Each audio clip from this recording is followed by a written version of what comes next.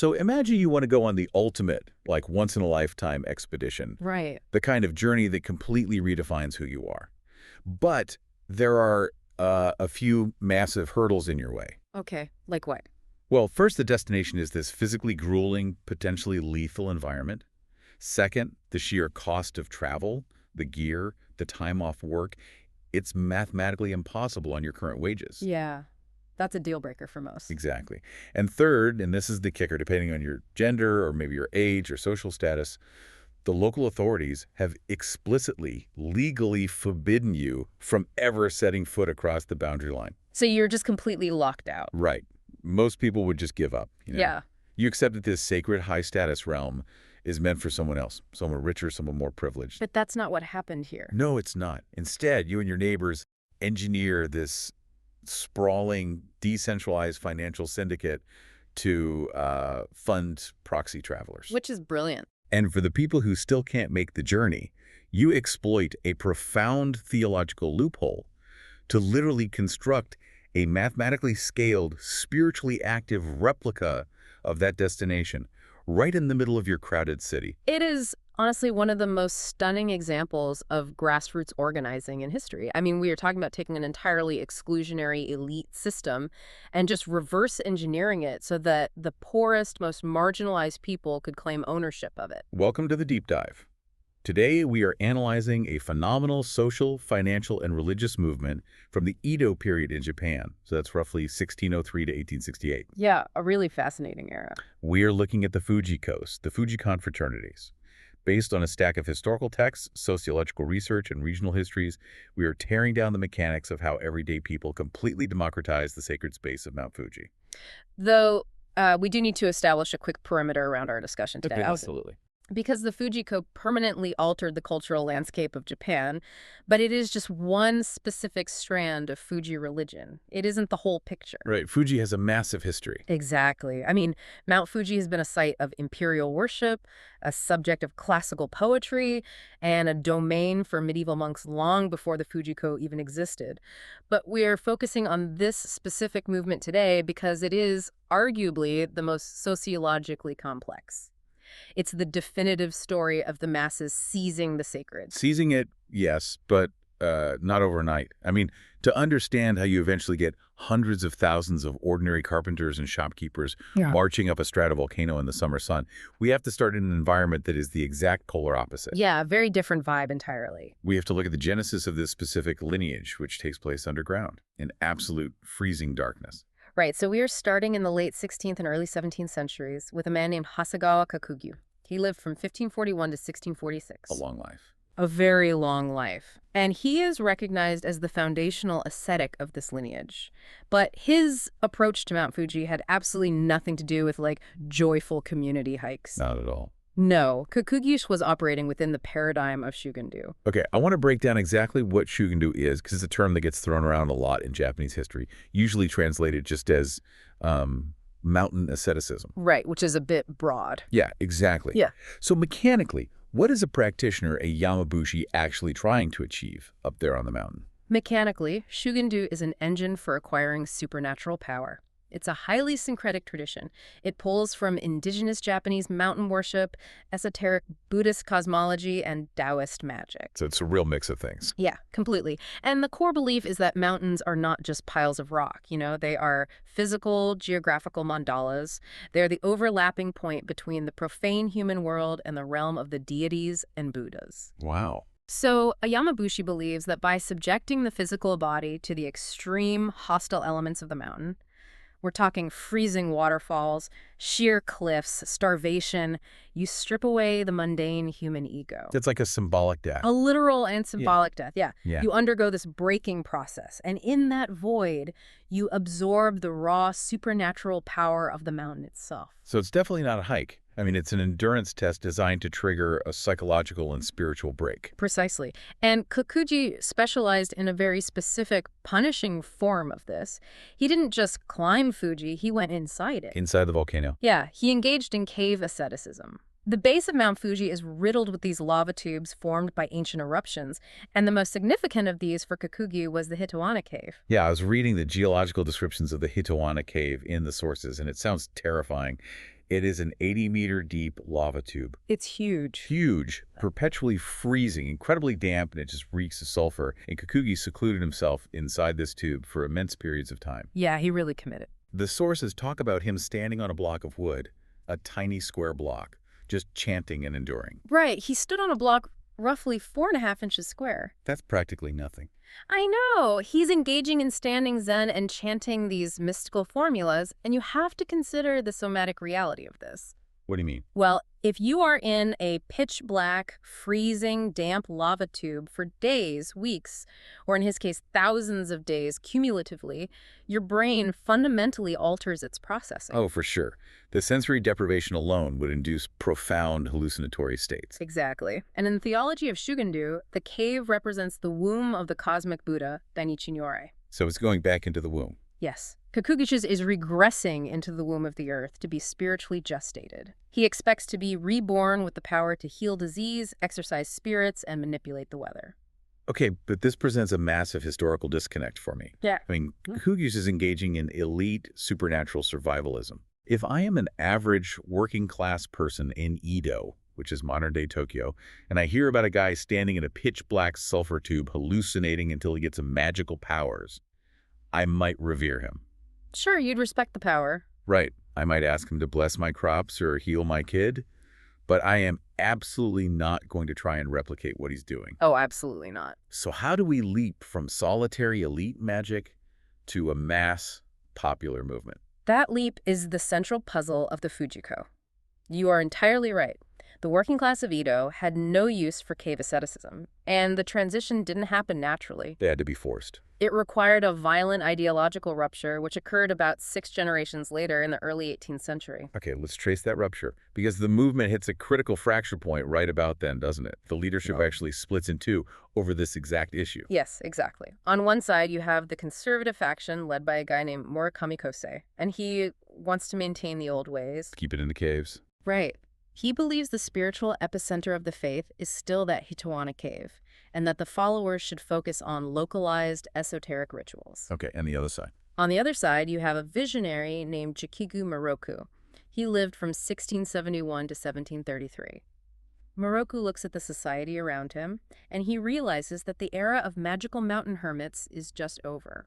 Because the world had fundamentally changed. Edo wasn't just a collection of warring fiefdoms anymore. Exactly. The Tokugawa shogunate had established a brutal but effective peace. Edo was exploding into one of the largest, most densely populated urban centers on the planet. It was a massive city. Yeah. Millions of people. Yeah, a city of millions. You had a rising merchant class, complex cash economies, massive fire hazards, and intense social stratification. So daily survival meant something completely different. Exactly. The everyday person in Edo didn't need a wizard to summon rain. They needed a moral compass to navigate the sheer stress and complexity of urban life. Moroku recognized this. He saw the gap in the market, so to speak. He did. He looked at the old esoteric prayers and magical incantations and just declared them obsolete, even corrupt. He essentially strips the religion of its magic. Pretty much. The sources show Moroku preaching a theology of extreme simplicity. He argued that salvation doesn't come from secret hand signs or surviving in a lava tube. It comes from a pure, unadulterated sense of gratitude. Gratitude to heaven and earth. Right. And crucially, diligence in your daily, mundane labor. If you are a carpenter, your spiritual practice is being the most honest, hardworking carpenter you can be. It's a brilliant synthesis, Yeah. honestly. He is taking Neo-Confucian ethics, which emphasize social order, duty, and everyday morality, and fusing them with the raw, terrifying, sacred power of Mount Fuji. It's so practical. It is.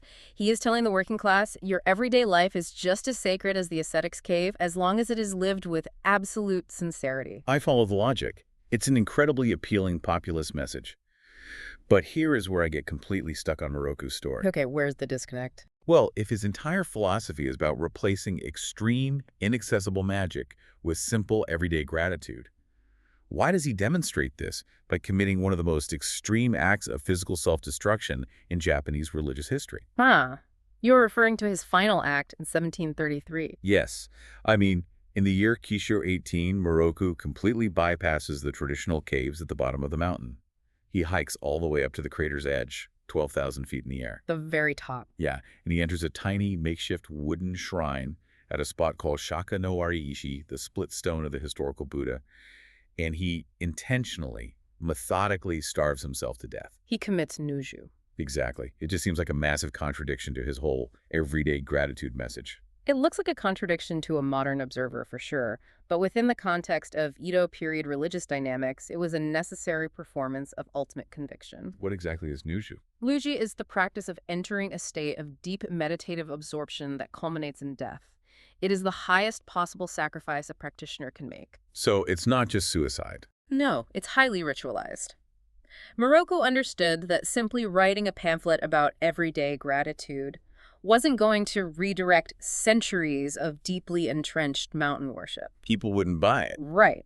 To prove that his new accessible theology held the true power of Mount Fuji, he had to claim the absolute highest, most dangerous point of the mountain, the summit itself. The physiology of what he did up there is horrifying to contemplate. It is incredibly grim. He went up there in high wooden clogs, which is a detail that just underscores the absurdity and the sheer will of the act.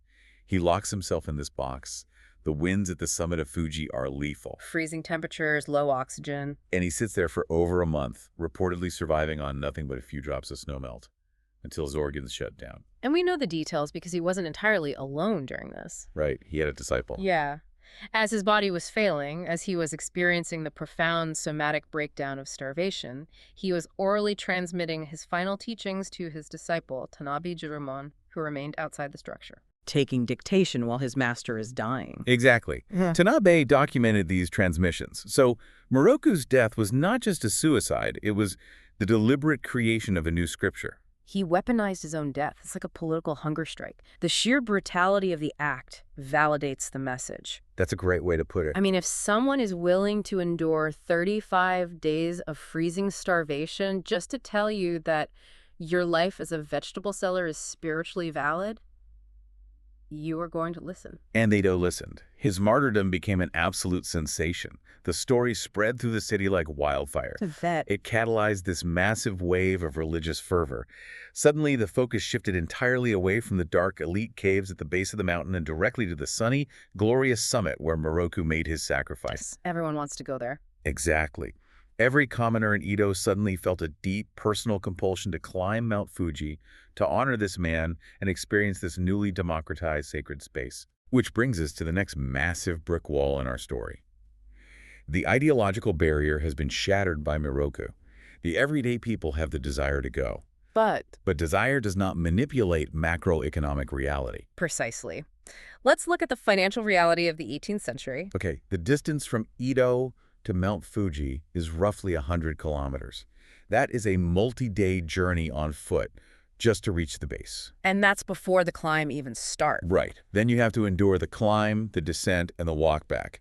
You were looking at a minimum of 2 to 3 weeks of travel. Which is an eternity for a worker. If I am an artisan or a day laborer in Edo, my wages are calculated by the day. If I don't work, my family doesn't eat. I cannot take 3 weeks off. Not to mention the travel expenses. Yeah, I have to pay for tolls, I have to buy specialized pilgrim clothing, I have to pay for lodging, and I have to hire guides. The sheer accumulation of costs makes the pilgrimage mathematically impossible for an individual commoner. The individual was trapped, but the community was not. Ah, right. This is where the sheer sociological brilliance of the Fujikō emerges. To bypass the financial blockade, the people of Edo invented the ko system. What does ku actually mean?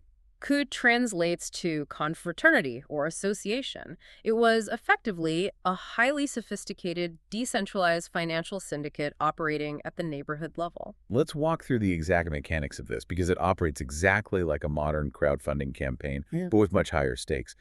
How did a ku actually function on a day-to-day basis? Okay, so imagine a localized block in Edo, maybe 30 to 50 households, mostly people of the same trade or living on the same street. They form a ku. A little club. Exactly. Every single month, each household agrees to pay a very small, fixed premium into a communal chest. We are talking about fractions of a copper coin. So pocket change. An amount so small that even the poorest day laborer could manage it without jeopardizing their survival. So it's a micro savings pool. Over the course of the year, all those tiny fractions of copper accumulate into a substantial reserve of cash. Exactly. But as you pointed out earlier, even with 50 households pooling their loose change, you still only have enough capital to fund the journey for maybe 2 or 3 people, not the whole group. Right. It's not enough to send everybody. So summer approaches. The climbing season is about to open. The show holds a gathering. And they draw lots. They hold a lottery to select the daesan, the representatives. Yes, the lucky few. The communal fund is unlocked, and it is used to pay for absolutely everything for those selected few. Their travel, their food, their lodging, their gear. It is an all-expenses-paid pilgrimage. And this is where I need you to explain the psychology to me. Yeah. Because if I'm scraping by and I put my hard-earned copper into a box every month for 3 years, and my neighbor down the street wins the lottery and gets a 3-week, fully funded spiritual vacation to the volcano, why am I not furious? That's the modern perspective kicking in again. I mean, why doesn't this system immediately collapse under the weight of human envy and resentment? Because you are projecting a modern, individualized mindset onto an Edo-period communal society. The system didn't collapse because of the deeply entrenched theological concept of proxy pilgrimage. Proxy pilgrimage, so they're going on my behalf. Exactly. The Decem were not going on a vacation, they were going to work. When a representative climbed Mount Fuji, they were carrying the spiritual weight of the entire Ko. It's a heavy burden. It really was. Every step they took, every prayer they chanted at the summit was explicitly performed on behalf of the investors back home. So the spiritual merit is distributed equally, regardless of who did the physical sweating. Exactly. And there was a physical receipt for this transaction. When the Decen returned to Edo, they didn't just come back with stories. What did they bring? They brought back highly specific sacred objects, stamped pilgrim garments, volcanic ash from the crater, and most importantly, paper talismans. The ultimate souvenirs. But more than souvenirs. These items were rigorously distributed to every single person who paid into the fund. The belief was absolute. Possessing that talisman granted you the exact same Genzei Ryaku, the worldly benefits like good health, safe childbirth, or business success as the person who actually climbed. Wow. So you were buying spiritual equity. You really were. It transforms an impossible individual burden into an affordable collective asset. That makes perfect sense. You don't have to be rich, you just have to be a reliable member of your community. And once this financial technology was dialed in, the movement didn't just grow, it exploded. It did. The historical records begin referring to the 808 coup of Edo. Which isn't an exact census, right? No. In Japanese numerology, numbers like 808 or 8 million are symbolic. They mean countless or ubiquitous. So we're everywhere. These syndicates permeated every alleyway, every ward, every trade guild in the city. The sheer volume of capital and human movement this generated is staggering. Which perfectly sets up the next major crisis. You have thousands of neighborhood coup pooling massive amounts of money, and every summer they unleash thousands of daesan representatives out of the city, all marching toward Mount Fuji. And keep in mind, these representatives are carpenters, sake brewers, and weavers. They are urbanites. Exactly. They are city people. They have absolutely no idea how to survive on a 12,000-foot active volcano. Mount Fuji is notoriously deceptive. The weather up there is brutal. The weather can shift from a sunny breeze to a lethal freezing squall in minutes. The altitude sickness can incapacitate you. The lava rock fields can tear your boots to shreds. If you send thousands of urban amateurs up that slope unguided, you are going to have a massacre on your hands. The demand for infrastructure was immediate and desperate. The coup system created a massive influx of capital and pilgrims, and that vacuum was filled by a very specific class of religious professionals stationed at the base of the mountain, the Oshi. The Oshi. Written with characters meaning honorable master or lodging priest. When I was reviewing their role in the sources, I honestly couldn't find a modern equivalent for them. They're very unique. They are part priest, part hotelier, part mountain rescue, and part marketing executive. They are the ultimate logistical and spiritual fixers. Let's look at the town of Yoshida, which was one of the primary trailheads at the northern base of Fuji. Okay, Yoshida. The Oshi families essentially ran this town. When a daisen from Edo arrived in Yoshida, they didn't just wander into a random inn, they went to the specific Oshi lodge that their neighborhood ko had a multi-generational contract with. It's all prearranged. Walk me through what actually happens inside one of these lodges, because the physical preparation for the climb was incredibly rigorous. The architecture of an Oshi lodge itself was dual purpose. The front functioned as a massive inn capable of housing hundreds of pilgrims. It's like a huge hostel. Yeah, but the back was a religious sanctuary, often featuring indoor waterfalls or access to streams for purification. Logistically, the Oshi took over the pilgrim's life the moment they stepped through the door. They manage everything. They prepared all the meals, and these weren't standard tavern meals. They had to strictly adhere to ascetic dietary laws. Right, no meat, no pungent roots like garlic or onions. Exactly. In the Shinto-Buddhist syncretic worldview, consuming meat introduces the spiritual pollution of death into the body. Pungent roots stir up worldly passions. So they have to cleanse the body from the inside out. The pilgrim's body had to be chemically and spiritually neutralized before it could enter the sacred boundary of the kami, the deities of the mountain. The Oshi strictly enforced this diet. And the spiritual cleansing goes beyond just the diet. There are intense water rituals. Misogi, cold water ablutions. The Oshi would guide the pilgrims through these rituals. In freezing mountain water. Yes. The belief is that human beings accumulate sumi, a concept often translated as sin, but it's much closer to spiritual defilement or pollution. Like a buildup of grime on your soul. Exactly. Sumi acts like a barrier, blocking your connection to the divine. The freezing water, combined with specific chants, forcefully washes away this pollution. The Oshi ensures that by the time you step onto the trail, you are a purified vessel. And they provided the physical guides for the actual ascent, right? The porters and the navigators who knew where the treacherous crevasses were.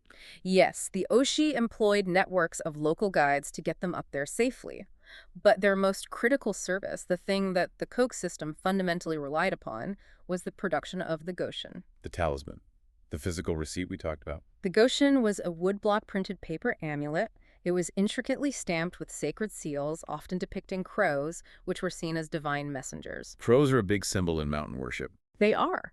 The Oshi produced these talismans within their lodges, ritually infusing them with the power of the mountain deities. And these amulets were highly versatile. Pilgrims would carry them for protection, paste them on the pillars of their homes in Edo to ward off fire, and even swallow them in times of severe illness. Swallowing the paper to internalize the magic. That shows just how heavily the average person relied on these objects. The belief was absolute. I mean, without the Oshi producing these amulets, the Daesan has nothing to bring back to the co-investors, and the whole economic model collapses. Exactly. The Oshi held the monopoly on the sacred goods. But they didn't just sit in Yoshida and wait for summer. They were aggressive entrepreneurs. What do you mean? Well, the climbing season is only a few months long. Mount Fuji is covered in deep snow for the rest of the year. So what did an Oshi do in December? They went on the road. The sources describe them making massive winter tours down to Edo. Yes, they traveled directly into the city to visit their parishes. An Oshi might be responsible for dozens of specific ko across different wards. So they're hitting the pavement. During the off-season, they would arrive in Edo, bringing end-of-year gifts, distributing new astrological calendars, and performing protective rituals for the households of the co-members. It's pure relationship management. It is brilliant business practice. By visiting the homes, breaking bread, and performing local blessings, the Oshi solidified absolute brand loyalty. Wow, brand loyalty for a sacred mountain. It really was. They ensured that when summer rolled around, that specific neighborhood would never dream of taking their pooled funds to a rival Oshi lodge. They also used these trips to collect the prearranged funds for the upcoming season, securing their cash flow. So they lock in the capital before the season even starts. It was a perfectly symbiotic loop between the urban capital of the Ko and the religious monopoly of the Oshi. It really is a perfectly oiled machine. You have Jikiju Miroku providing the accessible theology. You have the co-syndicates solving the financial blockade. You have the Oshi managing the physical logistics and the spiritual artifacts. You have successfully democratized Mount Fuji. Almost. Because no matter how much money you pool, and no matter how skilled your Oshi is, there is a fundamental, immovable, legal, and theological wall standing in your way. Right. We have to address the people who were categorically locked out of this system. Even at the height of the Fujiko's power, a massive percentage of the population was strictly barred from climbing. We are speaking, of course, about women. The rule is known as Nyonin Kinsei, strictly off-limits to women. Yes. Mount Fuji, like almost all major sacred mountains in Japan during this period, enforced a strict boundary line usually around the second station on the trail, beyond which women were forbidden to pass under threat of severe divine punishment and legal retribution. We need to unpack the theological mechanics of why this rule existed, because it isn't just arbitrary sexism. It is rooted in very specific, deeply ingrained concepts of purity and pollution that dominated medieval Japanese religion. Right, it's not just men only. There's a whole cosmological logic to it. Exactly. It traces back to a complex blending of indigenous Shinto beliefs regarding blood pollution and specific Buddhist doctrines. Blood pollution. In this worldview, blood is considered highly polluting. It carries the stain of mortality and the physical world. Therefore, menstruation and childbirth were viewed as sources of unavoidable spiritual defilement.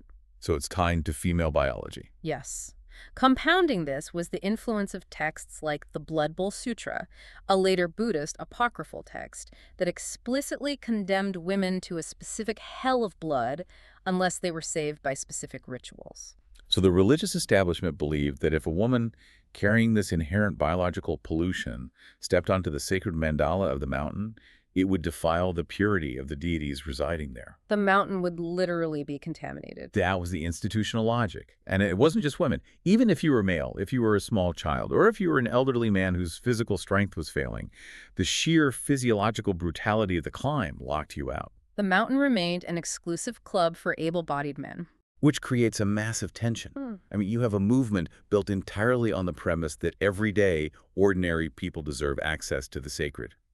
You have women in Edo who are devout believers, who are contributing their copper coins to the ko every month, who embrace the teachings of gratitude and hard work. And yet they're told they can never experience the ultimate spiritual summit. Exactly. How does a populist movement reconcile that? They don't reconcile it. They bypass it entirely. They invent a spatial loophole that is so audacious it borders on the surreal. They created the Fujizuka. The miniature mountains. If the authorities say you cannot go to the mountain, you use your pooled capital to construct a mathematically precise replica of the mountain in the middle of your neighborhood. Exactly. A Fujizuka is an artificial, scaled-down mound built out of earth and rock designed to replicate Mount Fuji. And they weren't just building one or two. These mounds sprouted up all over the city of Edo. I want to dig into the construction of these mounds because they were not just random piles of dirt in a vacant lot. The level of detail was obsessive. The devotion was in the details. The co-members would literally charter ships or hire massive teams of porters to transport actual physical volcanic rock lava stone all the way from the slopes of the real Mount Fuji to the construction sites in Edo. That is insane dedication. They clad the earthen mounds in the sacred rock. They engineered the mounds to mimic the exact topography of the Yoshida Trail. They built switchbacks. They placed miniature stone shrines at the exact corresponding stations along the path. Like a one-to-one scale model. They even transplanted alpine flora from Fuji to the mound. Okay, the physical engineering is incredibly impressive. Yeah. But I have to push back on the theology here. You can build a 30-foot tall mound in your backyard. You can cover it in real lava rocks. Sure. But at the end of the day, it is a 30-foot mound next to a noodle shop in Edo. It is not a 12,000-foot stratovolcano. How does the religious establishment or even the believers themselves justify the idea that climbing this little hill is spiritually equivalent to risking your life on the real thing? Because of how they understood the nature of sacred space. The concept is Genzeryaku, the manifestation of worldly benefits. Right. The theology of the Fujikō argued that sacred space is holographic. If a mound is built with pure devotion, funded by communal sacrifice, clad in the actual physical material of the sacred site, and properly consecrated by ritual, it ceases to be a mere representation. It becomes the thing itself. It becomes a resonant node. The spiritual essence of the real Mount Fuji is transferred to and localized within the Fujizuka. It's a literal spiritual transference. The mound becomes the mountain. Exactly. Therefore, the Genjuryaku, the blessings, the merit, the purification granted by climbing the 30-foot mound in Edo is mathematically and spiritually identical to the merit gained by climbing the 12,000-foot volcano. That is a staggering theological loophole, because by localizing the sacred space, they completely short-circuited the discriminatory laws. Totally bypass them. The Fujizuka were entirely democratic. There were no boundary lines. Women could climb them, small children could climb them. An 80-year-old grandfather could summit the mountain in 10 minutes and reap the exact same spiritual reward as the young fit Daisan who went to the real volcano. It was the ultimate democratization of faith. And we have incredible historical records of the people who championed these mounds. One of the most fascinating cases involves a man named Kondo Juzu. Oh, I was hoping we would talk about him. Because Kondo Juzo breaks the stereotype of who was involved in this movement. He absolutely does. Kondo Juzu was not a mystic. He was an elite government official, an explorer who mapped northern territories for the shogunate, and an intellectual deeply influenced by rationalist, almost proto-Enlightenment thought in Japan. He's a man of science and administration. He was notoriously skeptical of folk religion. He was, for all intents and purposes, an atheist. So why does a rationalist government bureaucrat get involved in building a fake dirt mountain for a populist cult? Because the sheer sociological gravity of the movement pulled him in. Kondo witnessed the intense communal power of the Fujikō. He saw how it organized neighborhoods, how it provided a moral framework for the working class, and how it brought profound comfort to the disenfranchised. He saw the real-world impact. He experienced a paradigm shift. He realized that the literal truth of the mountain's magic mattered less than the undeniable social reality of the community's faith. That's a huge realization. He became an ardent supporter and was instrumental in the construction of the Yorigasaki Fuji, a massive and highly prominent Fujizuka in the Meguro area of Edo. It's a testament to the undeniable gravity of grassroots autonomy. The people built a system that was so effective, so inclusive, and so financially robust that even the skeptics couldn't ignore it. You hit the nail on the head with the phrase grassroots autonomy. The Fujikō was a self-sustaining ecosystem. They didn't need the state. They had their own theology, their own massive pools of untaxed capital, their own infrastructure via the Oshi, and their own sacred sites via the Fujizuka. They needed absolutely nothing from the official authorities. Which brings us to the final, inevitable collision. Because if you know anything about the Tokugawa shogunate, the military dictatorship ruling Japan at this time, you know that grassroots autonomy is their absolute worst nightmare. The Tokugawa shogunate was fundamentally obsessed with stability and surveillance. After a century of brutal civil war, their entire philosophy of governance was based on strict social categorization and total oversight. To achieve this, they implemented the danka system. Let's explain the danka system, because it's the invisible cage that the Fujikō was rattling. The danka system was a mandatory temple registration law. Every single citizen in Japan was legally required to register as a parishioner at a recognized state-sanctioned local Buddhist temple. No exception. None. The temple issued certificates proving you weren't a hidden Christian, which the state violently persecuted. The priests acted as de facto government bureaucrats tracking births, deaths, marriages, and travel. So it was a flawless mechanism of bureaucratic surveillance disguised as religious affiliation. Exactly. Every single person was cataloged and tracked, but the Fujikō existed completely outside of this registry. That must have terrified the shogunate. That was the terrifying part, yeah. The Fujikō wasn't a recognized Buddhist sect. It wasn't an official Shinto shrine parish. It was a fluid, decentralized network of neighborhood syndicates. And these syndicates were moving massive amounts of unregulated capital through the cost funds. Even worse, they were capable of mobilizing tens of thousands of people to gather autonomously. And unauthorized crowds, historically equal rebellion in the eyes of a military dictatorship. Exactly. The memory of the Shimabara Rebellion, a massive religiously fueled peasant uprising in the 17th century, was still fresh in the institutional memory of the Bakufu.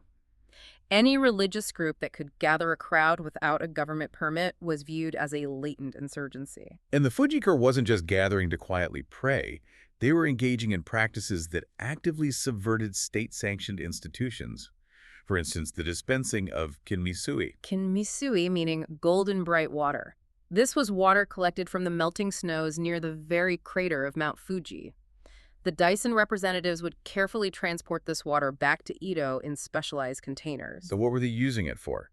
They were using it as medicine. The believers thought this water had miraculous healing properties. It really did. So you have a situation where thousands of sick and desperate people are completely bypassing the official, licensed apothecaries and state-sanctioned doctors. Instead, they are flocking to these unregulated neighborhood group leaders to get a drop of holy volcano water. From a bureaucratic perspective, it is sheer chaos. Unregulated medicine, unregulated capital, unaudited crowds, and a decentralized leadership structure that couldn't easily be decapitated. You can't just cut the head off a snake if it's a bunch of neighborhood clubs. Exactly. The shogunate didn't care about the theology of gratitude, and they didn't care if a mound of dirt was holographically equal to a mountain. They cared that they had lost control of the population's time, money, and bodies. So the hammer comes down. Hard. Throughout the late 18th and early 19th centuries, the Bakufu issued a series of increasingly frantic edicts against the Fujikō. What did the edicts do? They ordered the ko to disband. They outlawed the collection of monthly dues. They placed strict size limits on the construction of new Fujizuka, trying to physically stunt the movement's visibility. But issuing an edict and enforcing it are two very different things, especially in a city as dense and chaotic as Edo. The bans were largely ineffective. The movement was too deeply embedded in the social fabric. If the government outlawed a specific kuk, they would just change their name, alter their banners, and continue meeting in secret. It's like a game of whack-a-mole. The shogunate's frustration culminated in a sweeping, draconian, nationwide prohibition in Kaitu, which is the year 1849.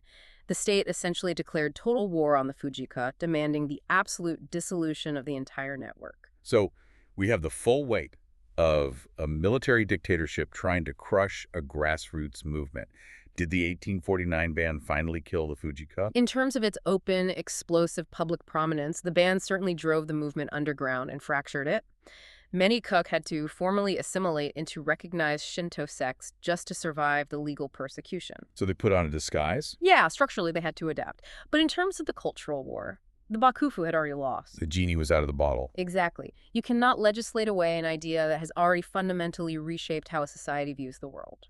By the mid-19th century, the Fujikō had achieved the impossible. It really is incredible. They had taken Mount Fuji, which for centuries was a terrifying, remote, exclusive realm reserved only for the elite ascetics capable of surviving its caves, and they had permanently, irreversibly transformed it into a mountain that belonged to the people. Let's pull all of these threads together because the sheer scale of human ingenuity here is breathtaking.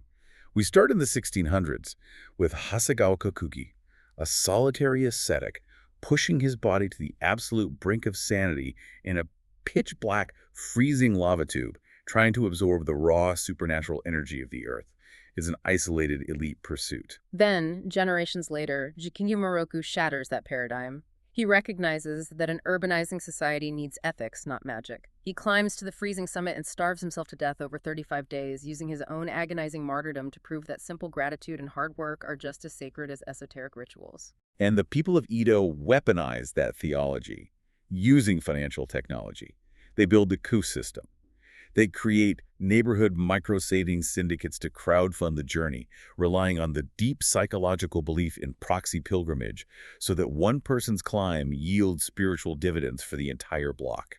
That financial engine sustains the Oshi, the brilliant lodging priests of Yoshida, who provide the absolute logistical backbone, the ascetic diets, the purification rituals, the physical guides, and the all-important paper talismans that serve as the receipts for the soul. And when the rigid discriminatory laws of the era, the Nyonin Kinsai that banned women, the physical limitations that banned the elderly trying to lock out half the population, the people simply refused to accept it. They just built their own mountain.